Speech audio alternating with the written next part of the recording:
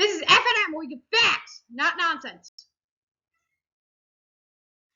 Okay, so we have some updates on the Baltimore Bridge collapse. So, background info. The ship Dolly lost steering and engine power very early Tuesday morning and ran into the Francis Scott Key Bridge in Baltimore, which then proceeded to collapse. Joe Biden quickly came out and said the federal government will pay for the rebuild of the bridge. It is really unclear what caused the bridge to fall down. Obviously, if a cargo ship hits a bridge, it's pretty significant, but the bridge was not clearly built, said Pete Buttigieg. 6 are presumed dead, 2 bodies have already been found recovered, and 2 more people were rescued alive. Pete Buttigieg also said in a briefing related to the bridge that $100 to $200 million worth of goods were passing through the bridge each day. It would affect over 100,000 jobs and $2 million in wages a day.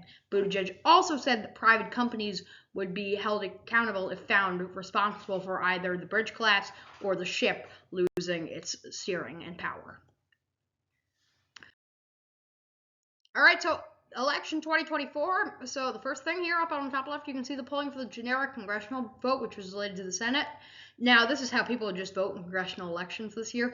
Now, the House is leaning back towards Democrats, although the polls do not state that yet. The House is likely expected to swing back to Democrats, and Republicans are up by about 1.5 points. 3 of the last 4 polls that have come in over the month of March show Democrats leading. Robert F. Kennedy Jr. announced real estate agent Nicole Shanahan as his running mate. Robert F. Kennedy did not look to have real depth among running mates. His sister came out yesterday and told people not to vote for him. The notable thing about this, Shanahan helped contribute a large sum of money towards the Super Bowl ad that he ran, and that could be why he picked her. Other candidates were Jesse Ventura and Aaron Rodgers, so once again, not that much depth.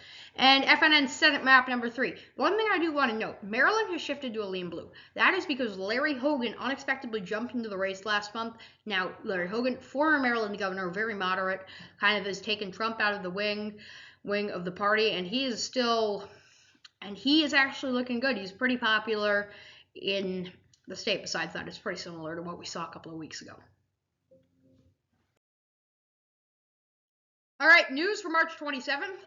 Disney and Ron DeSantis, as well as the state of Florida, finally settled a lawsuit that has been going on for over 2 years.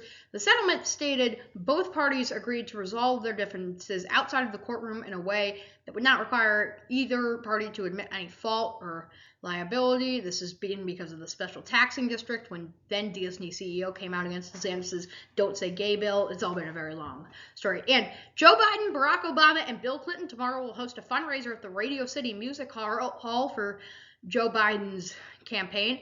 Biden and Obama met in the White House on Friday, where Obama reportedly informed associates to put all hands on deck to try and stop Trump.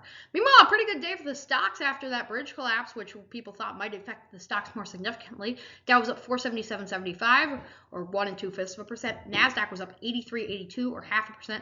The S&P hit another record high, going up 44.91, or about 6/7%. And finally, U.S. temperatures and Easter weekend storm. So today's U.S. temperature is pretty, I'd say, average. Just kind of in an average weather week. There is a current rainstorm moving through the Midwest that is now going to the east. Tomorrow, that is going to bring between 1/2 inch to 1.5 inches of rain kind of across a lot of the Northeast. But you can see it's really pretty average temperatures. But an Easter weekend storm is expected to once again deck the West.